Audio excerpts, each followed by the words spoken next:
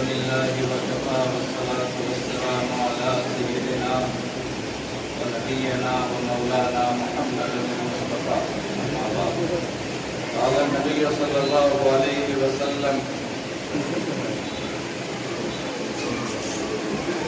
لا تجعلوا بيوتكم قبورا او كما قال علیہ الصلوۃ والسلام۔ محترم بزرگوں اور بھائیوں،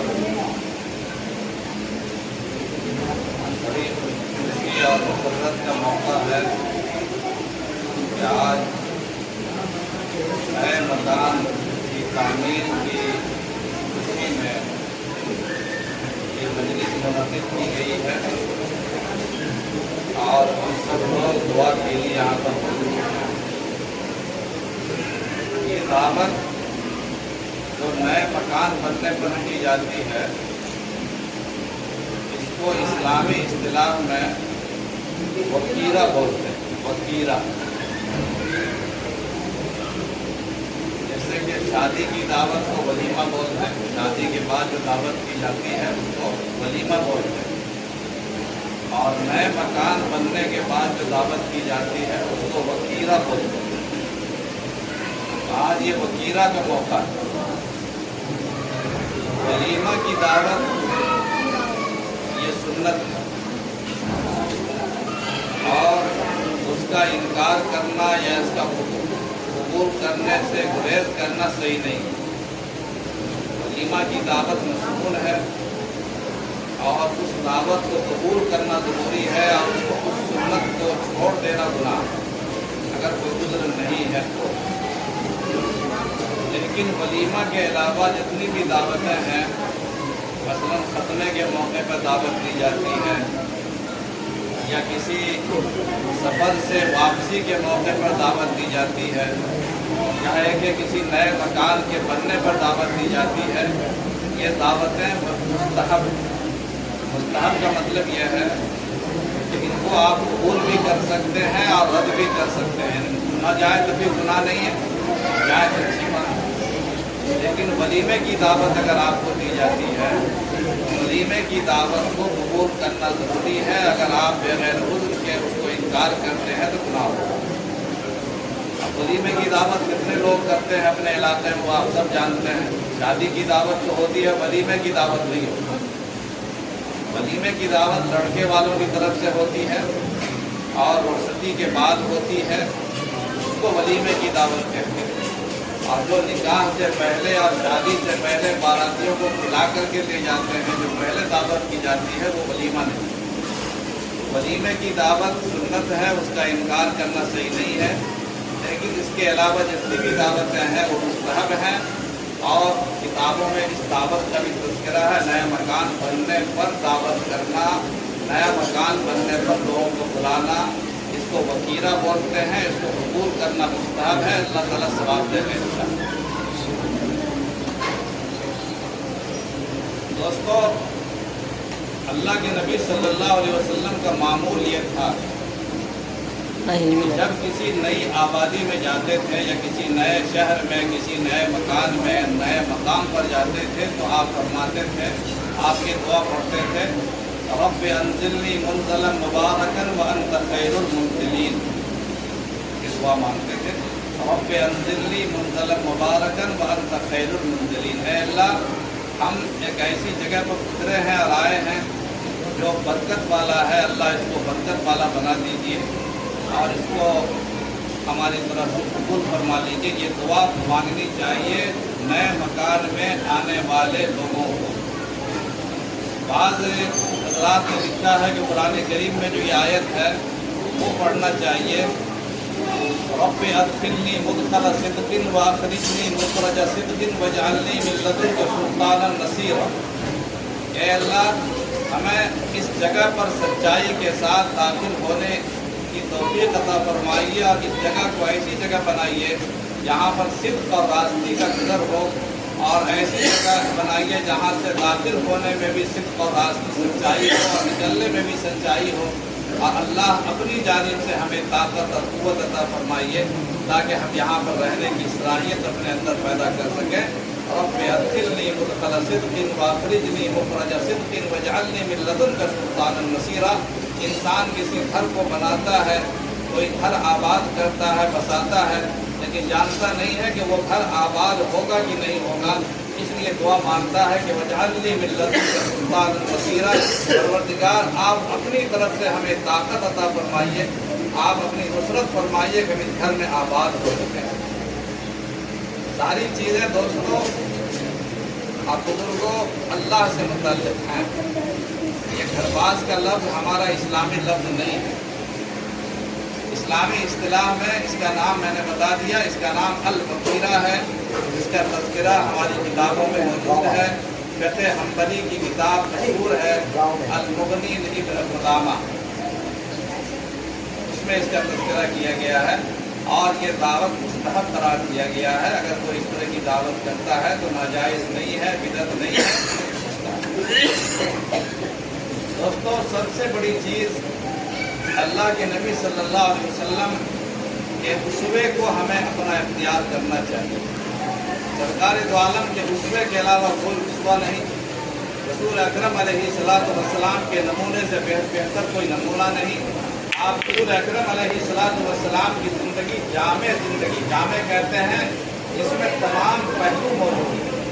हम और आपकी जो ज़िंदगियाँ हैं, ये दुनिया में किसी की भी जो ज़िंदगी है वो ज़िंदगी ऐसी नहीं है जिसको जामे करार दिया जाए, लेकिन अल्लाह के नबी सल्लल्लाहु अलैहि वसल्लम की जो ज़िंदगी है, आपकी ज़िंदगी में हर तरह का नमूना मौजूद है। कुरान करीम है, कुरान करीम कहता है लक़द कान लकुम फ़ी रसूलिल्लाहि उस्वतुन हसना। अल्लाह के रसूल की ज़िंदगी में बेहतरीन नमूना मौजूद है। ये कुरान करीम का इरशाद है। तो रसूल अकरम अलैहिस्सलातु वस्सलाम की ज़िंदगी में कोई ऐसा सही नमूना तो नहीं मिलता है कि आपने अपनी ज़िंदगी में कोई नए मकान बनाने वाले की दावत पर आप जाकर आपने उसको आबाद करने की तकलीफ की हो। अलबत्ता एक रिवायत है हज़रत इत्बान बिन मालिक रज़ी अल्लाह ताला अन्हु, हज़रत फरमाते हैं कि मेरी आँख में थोड़ी तकलीफ उठता नहीं था सही से, और उस तकलीफ की बिना पर मैं मस्जिद नबी जा नहीं सकता था, नमाज पढ़ नहीं सकता था। और हर मोमिन की तमन्ना होती थी कि अल्लाह के नबी सल्लल्लाहु अलैहि वसल्लम के पीछे में नमाज पढ़ें। तो हज़रत इत्बान बिन मालिक फरमाते हैं कि मेरी ख्वाहिश तो थी लेकिन मैं जा नहीं सकता था, मेरा कोई साथी नहीं था, कोई ले जाने वाले नहीं था। तो हुज़ूर अकरम अलैहिस्सलातु वस्सलाम ने नाबीना लोगों को, जिनकी आंखों में तकलीफ हो, जिनको गुज़र हो, उनको इजाज़त दी है कि अपने घर में भी वो नमाज पढ़ सकते हैं। खान से हज़रत इत्बान बिन मालिक रज़ी अल्लाह ताला अन्हु ने एक कासिद के ज़रिए से खबर भिजवाई अल्लाह के नबी सल्लल्लाहु अलैहि वसल्लम को, या रसूल अल्लाह, हमने अपना मकान जो मैंने बनाया है, इस मकान में हम एक जगह को खास करना चाहते हैं जिसमें कि हम नमाज पढ़ेंगे। मकान में एक मकाम हम मुतय्यन करना चाहते हैं जिसमें नमाज की अदायगी मैं करूँगा। मैं माजूर आदमी हूँ, आप तशरीफ़ लाइए और उस जगह पर आप नमाज पढ़कर उससे इफ्तिताह फरमा दीजिए, इफ्तिताह फरमा दीजिए। चुनांचे अल्लाह के नबी सल्लल्लाहु अलैहि वसल्लम उनकी ख्वाहिश के मुताबिक तशरीफ़ लाए, और तशरीफ़ लाने के बाद आपने इत्बान बिन मालिक से कहा कि बताओ इत्बान, कौन सी जगह पर मुझे नमाज पढ़नी है। आप चंद सहाबा के साथ तशरीफ़ लाए थे, साथियों के साथ तशरीफ़ लाए थे। सरकार दो आलम सल्लल्लाहु अलैहि वसल्लम को वो जगह दिखलाई गई और आपने तनहा नमाज अता फरमाई। सहाबी बयान फरमाते हैं कि दीगर सहाबा दूसरे कमरे में गुफ्तगू में मसरूफ़ थे और सरकार दो आलम सल्लल्लाहु अलैहि वसल्लम तनहा उस जगह पर नमाज पढ़ रहे थे। इस तरह नमाज पढ़कर आपने उस मकाम का इफ्तिताह फरमाया। ये सारे नमूने ये बताते हैं कि हमें दरअसल अपने घरों को आबाद करना है अल्लाह के ज़िक्र से। ये एक दिन की मजलिस जमा लेने से, सजा लेने से और बना लेने से कोई कामयाबी मिलने वाली नहीं, बल्कि सब लोगों को इस बात का अहद करना होगा, घर में तमाम बड़े से लेकर छोटे तक और मर्द से लेकर औरतों तक, कि हमें अपने इस मकान को मुबारक बनाना है, बरकत वाला बनाना है। तो इस बरकत वाले मकान के अंदर ज़रूरी है कि अल्लाह के ज़िक्र से इस घर को आबाद करें। इसीलिए अल्लाह के नबी सल्लल्लाहु अलैहि वसल्लम ने اللہ کے نبی صلی اللہ علیہ وسلم نے فرمایا کہ اپنے گھروں کو قبرستان نہ بناؤ۔ ہمارے معاشرے میں قبرستان بنانے کا رواج ہے۔ ہم اکثر شاید جن گھروں میں عورتیں نمازی ہوں گی وہاں پر ممکن ہے کہ وہ گھر قبرستان نہ بن سکے، لیکن اللہ کے نبی صلی اللہ علیہ وسلم کی خواہش یہ تھی کہ مرد لوگ بھی نوافل اور فرض کے علاوہ جو نمازیں ہیں وہ اپنے گھروں میں ادا کریں، مسجدوں میں صرف فرائض ادا کریں۔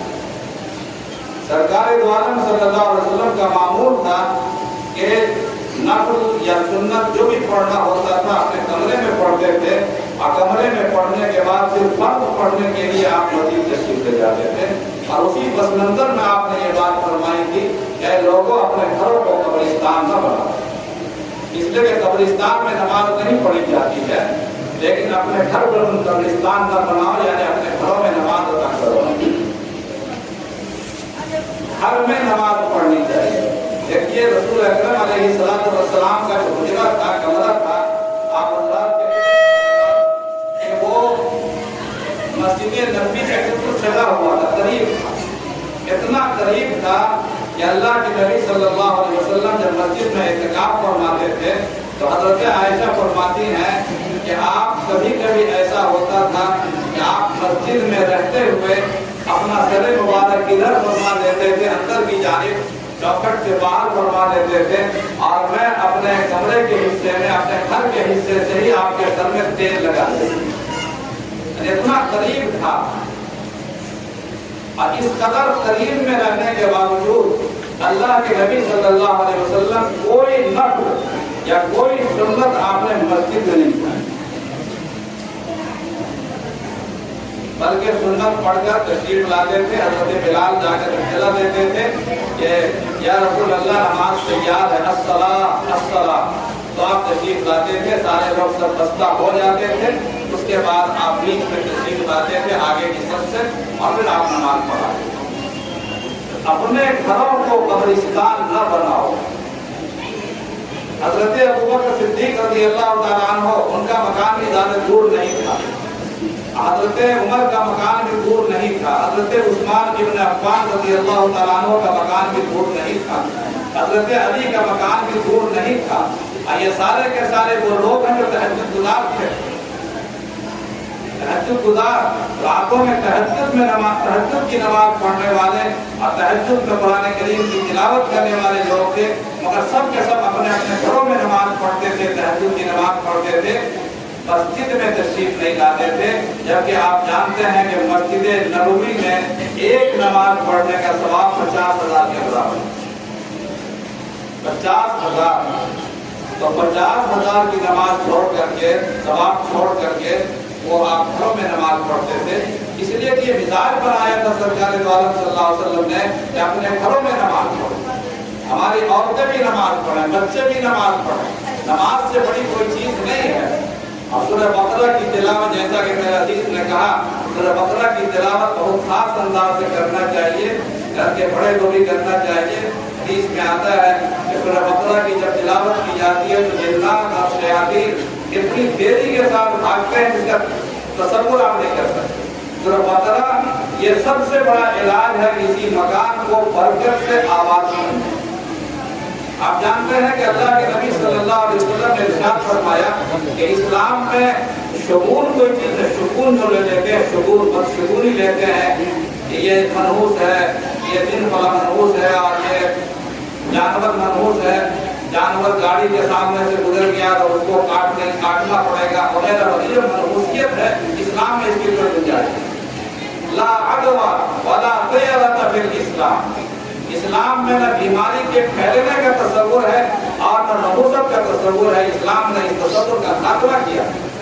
اسی لیے ایک صحابی اللہ کے نبی صلی اللہ علیہ وسلم کے پاس اونٹوں کے قافلے کے ساتھ تشریف لائے، اور اس اونٹ کو بیماری تھی، خجلی کی بیماری، تو اس نے اونٹ کی خجلی والی بیماری اونٹ والے کو الگ کر دیا اور کہا کہ اس کو قافلے کے اندر شامل نہیں رکھا ہے، اس لیے کہ دوسرے اونٹوں کو بھی وہ بیماری پھٹ جائے گی، لگ جائے گی۔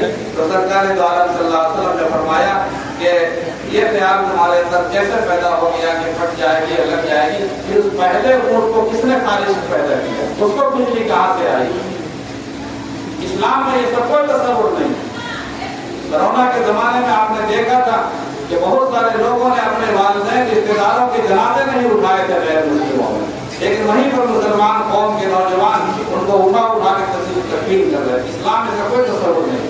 لیکن دو چیزوں کے بارے میں آپ نے فرمایا کہ دو چیزوں میں نحوست پیدا ہو سکتی ہے، یعنی نحوست کا معنی بے برکتی، دو چیزوں میں اس کا خیال رکھنا چاہیے۔ اور فرمایا کہ دو چیز کیا ہے؟ ایک تو سواری ہے اور ایک گھر۔ گھر میں برکت کا خیال رکھنا چاہیے۔ کبھی گھر آباد ہوتے ہیں برکت والے ہوتے ہیں، اور کبھی گھر آباد نہیں ہوتے ہیں بے برکت والے ہوتے ہیں۔ اسی طرح سواری بھی کبھی برکت والی ہوتی ہے کبھی بے برکت والی ہوتی ہے۔ اس لیے گھر کی برکتوں کا اہتمام کرنا چاہیے اور اللہ سے تعلق قائم کرنا چاہیے اور رسم سے اوپر اٹھ کر اپنی حقیقت تک پہنچنا چاہیے۔ اچھے مکانات بنانا ناپسندیدہ نہیں ہے۔ اللہ تعالیٰ عطا فرمائے ہر مسلمان کو اللہ تعالیٰ بہتر سے بہتر مکان، بہتر سے بہتر سہولتیں عطا فرمائے، لیکن وہ غفلت کا سبب نہ بنے، اللہ سے غافل نہ کرے۔ الہاکم التکاثر حتی زرتم المقابر، تم کو زیادہ سے زیادہ دنیا کی ہوس نے غافل کر دیا، اور یہ غفلت تمہاری اس وقت ختم ہوگی جب تم قبر کی مٹی کے نیچے جاؤ گے۔ اس سے پہلے تمہاری غفلت ختم ہونے والی نہیں ہے۔ یہ کثرت کی ہوس، کثرت کی ہوس، زیادہ سے زیادہ پیسہ ہو، یہ غفلت ہے۔ ورنہ اللہ تعالیٰ زیادہ پیسہ دینے والوں کو، زیادہ پیسے والوں کو ناپسند نہیں کرتے ہیں۔ اس لیے حضرت عثمان غنی رضی اللہ تعالیٰ عنہ، حضرت عبدالرحمن بن عوف اور بہت سارے صحابہ کو اللہ نے بہت ساری دولت سے نوازا تھا۔ ان لوگوں نے اپنی دولتوں کو اللہ کے راستے میں خرچ کیا، ان کے دل میں دنیا نہیں گئی۔ اصل دنیا دل کے اندر جانا، آس پاس میں دنیا رہنا کوئی برا نہیں ہے، دل کے اندر دنیا نہیں گھسنا چاہیے۔ دنیا کے لیے اگر آپ اللہ کو ناراض کرتے ہیں، دنیا کے لیے اگر آپ شریعت کے حدود کو توڑتے ہیں، دنیا کے لیے اگر آپ معیار کو بدلتے ہیں، اپنی تہذیب تبدیل کرتے ہیں، اسلامی تہذیب کے بجائے انگریزی تہذیب اختیار کرتی ہے دنیا۔ دنیا دل کے اندر اگر نہیں ہے، دنیا آپ کے باہر ہے، کوئی حد کی بات نہیں۔ حضرت خواجہ عبید اللہ حراد رحمۃ اللہ علیہ اللہ والوں میں بہت بڑے اونچے درجے کے بزرگ گزرے ہیں۔ حضرت خواجہ عبید اللہ حراد اور اللہ تعالیٰ نے کافی دولت سے بھی نوازا۔ حضرت شیخ عبد القادر جیلانی رحمۃ اللہ علیہ کا آپ نے نام سنا ہوگا، بڑے پیر صاحب، بعض لوگ غوث اعظم بھی کہا جاتا ہے۔ تو حضرت عبد القادر جیلانی رحمۃ اللہ علیہ کو اللہ نے اتنی دولت عطا فرمائی تھی کہ بادشاہوں سے بھی زیادہ ان کے پاس پیسے رکھے، ایسے کپڑے اور ایسی چیزیں جو کبھی کبھی بادشاہ خرید نہیں سکتا تھا، شیخ عبد القادر جیلانی کے پاس اتنا پیسہ ہوتا تھا خریدتے۔ اللہ والے تھے، پیر سے دنیا کے اندر دل نہیں، دل کے اندر دنیا نہیں گھسی، دنیا آپ کے باہر ہے۔ آپ دریا میں ہو مگر دریا کا پانی آپ کے دامن کو نہ لگے۔ دنیا کے لیے آپ اپنی تہذیب کو نہ بدلیں، دنیا کے لیے آپ اپنے بچوں کے ساتھ ناانصافی نہ کریں، دنیا کے لیے آپ رشتوں کو نہ توڑیں۔ یہ اصل دنیا اصل میں یہ ہے کہ انسان اللہ کو ایسا ہونا دنیا نہیں، مکان ہونا دنیا نہیں، آل و اولاد کی کثرت دنیا نہیں۔ حضرت ایوب علیہ السلام کو اللہ تعالیٰ نے بے شمار دولت سے نوازا۔ ایوب علیہ پیغمبروں میں حضرت ایوب کو اللہ نے بے شمار دولت سے نوازا تھا، پھر بعد میں ان کو مصیبت کا سامنا کرنا پڑا۔ حضرت سلیمان علیہ السلام کو تو اللہ نے ایسی بے نظیر سلطنت عطا فرمائی تھی کہ ویسی سلطنت نہ ان سے پہلے کسی کو ملی، نہ ان کے بعد کسی کو ویسی حکومت مل سکتی، لیکن دل کے اندر دنیا نہیں بنی۔ میں ایک واقعہ بتاتا ہوں۔ خواجہ عبید اللہ حراد رحمۃ اللہ علیہ کا نام میں نے لیا، بہت بڑے بزرگ ہیں۔ ایک کتاب ہمارے یہاں پڑھائی جاتی ہے مدرسوں میں، شہر جامع، ہر جگہ، چاہے دارالدیوبند کیوں نہ ہو، ہر جگہ پڑھائی جاتی ہے۔ اس کے مصنف کا نام ہے عبدالرحمن جامی۔ عبدالرحمن جامی کے وہ پیر ہیں عبید اللہ حضرات، بہت پہلے پرانے بزرگوں میں ہیں۔ حضرت خواجہ عبید اللہ حضرات رحمۃ اللہ علیہ بہت اللہ والے تھے، بڑے اللہ والے، اور اللہ نے دولت بھی اتنی بے شمار دولت سے نوازا تھا، ایسے مکانات، جانور، نوکر چاکر، زمینات بے شمار، اور لنگر چلتا تھا، لوگ کھاتے تھے پیتے تھے، کافی بھیڑ رہتی تھی وہاں پہ۔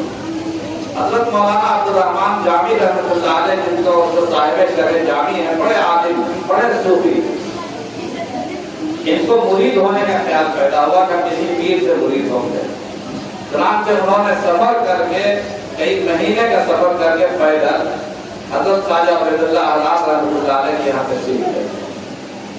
وہ سمجھ رہے تھے کہ پیر صاحب ہیں، بزرگ ہیں، تو اللہ والوں کے بارے میں یہ خیال رہتا ہے کہ چھوٹی سی ٹکیا میں چھوٹا سا مکان میں ہوں گے، بستر بھی گندگی ہوگا، چھوٹا پرانا کپڑا پہنے ہوں گے، کوئی آدمی نہیں ہوگا وہاں پر، وہ اللہ والا ہے۔ وہاں تو دیکھا صاحب وہ قبروں پر، اور وہ شان اور شوکت، اور وہ نوکر و چاکر، اور وہ لنگر، اور وہ دعوت، اور وہ جانوروں کا ہجوم، مہمانوں کا ہجوم۔ انہوں نے کہا کہ نہ، غلط آ گئی، یہ اللہ والا نہیں لگتا، یہ اللہ والا نہیں۔ دیکھا جب آ گئے تھے دور سے تو خیر رہ جاتے ہیں، انہوں نے اسی دیوار پر، خانقاہ کے اندر دیوار پر لکھ دیا ہے فارسی میں کہ نہ مرد دستا کہ دنیا دوست دار، وہ انسان مرد خدا ہو ہی نہیں سکتا ہے جو اتنی دنیا کو دوست رکھتا ہے۔ ساری دنیا آپ کے پاس ہے، آپ مرد خدا کیسے ہیں؟ اللہ بنائے۔ بڑے شاعر تھے عبدالرحمن جامی رحمۃ اللہ علیہ۔ اس طرح لکھنے کے بعد اور خانقاہ کے کمرے میں انہوں نے قیام کر دیا، کھانا آیا، کھانا کھایا گیا، رات میں سو گئے۔ وہ رات میں سونے کے بعد خواب میں دیکھا انہوں نے کہ جنت میں ہم پہنچ گئے، اصحاب جنت کی بلڈنگیں، محلات، عالیشان بلڈنگیں، وہ فوارے، وہ نہریں، وہ باغات، اور پھر پورے بھی آ گئی، اور خوشی میں کودنے لگے، یہاں تک کہ ان کے ساتھ رہنے کی وجہ سے ان کو احتلام بھی ہو گیا۔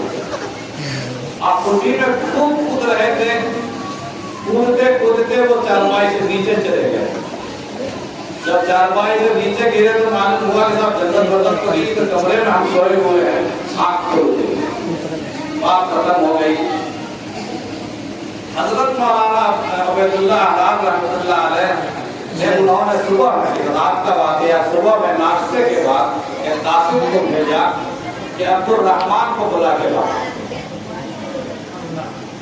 اب عبدالرحمن نام کے آدمی کو تلاش کرنے کے لیے آئے تو یہاں تو مہمانوں کی کمی نہیں تھی، بہت سارے لوگ خانقاہ میں تھے، کئی 100 آدمی رہتے تھے۔ تو کہا کہ حضرت نے عبدالرحمن کو بلایا، اور کئی لوگ کھڑے ہو گئے کہ میں بھی عبدالرحمن ہوں، میں بھی عبدالرحمن ہوں۔ عبدالرحمن نام کے کئی آدمی تھے۔ قاصد پریشان واپس گیا، حضرت وہاں تو کئی عبدالرحمن ہے، کس کو بلانا ہے؟ تو کہا عبدالرحمن جامی، جام کا رہنے والا، اس کو بلا کے لاؤ۔ تشریف لائے کہ عبدالرحمن جامی کو بلایا گیا۔ اب جام کے بھی کئی عبدالرحمن نکل گئے کہ 2-4 آدمی کھڑے ہو گئے، ہم بھی عبدالرحمن جامی ہیں۔ پھر جا کے قاصد نے کہا کہ صاحب وہ تو کئی جامی ہیں، تو کہا کہ اچھا آپ جا کے کہو کہ عبدالرحمن جامی احترامی۔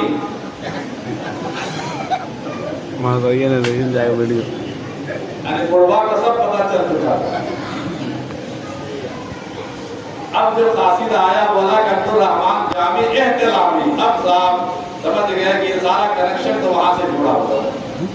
وہاں پہنچے اور کہا، حضرت نے کہا کہ آپ نے لکھا ہے کہ نہ مردست آ کے دنیا دوست دارت، نہ مردست آ کے دنیا دوست دارت، یعنی وہ مرد خدا نہیں ہو سکتا ہے جو دنیا کو دوست رکھے۔ اس کا اگلا مصرع سنیے، اگر دارت برائے دوست دارت، اگر دنیا کو رکھتا ہے تو اپنے لیے نہیں رکھتا ہے، دوستوں کے لیے، اپنے لیے نہیں۔ میری خوراک یہ جو کی روٹی ہے اور دال ہے، میری کوئی خوراک نہیں ہے۔ یہ ساری دولت، یہ ساری چیزیں میں نے بندگان خدا کے لیے رکھتا ہے، یہ دنیا ہے میرے دل کے اندر، کوئی محبت نہیں ہے۔ محبت کی پہچان یہ ہے کہ اگر آپ کا کچھ نقصان ہو جائے دنیا کا تو پرواہ نہیں، کوئی غم ہی نہیں ہوگا۔ الا ان اولیاء اللہ لا خوف علیہم ولا هم يحزنون، تو یہ ہونا چاہیے۔ اللہ تعالیٰ ہمیں توفیق عطا فرمائے۔ دعا ہو رہی ہے، وآخر دعوانا الحمد للہ رب العالمین۔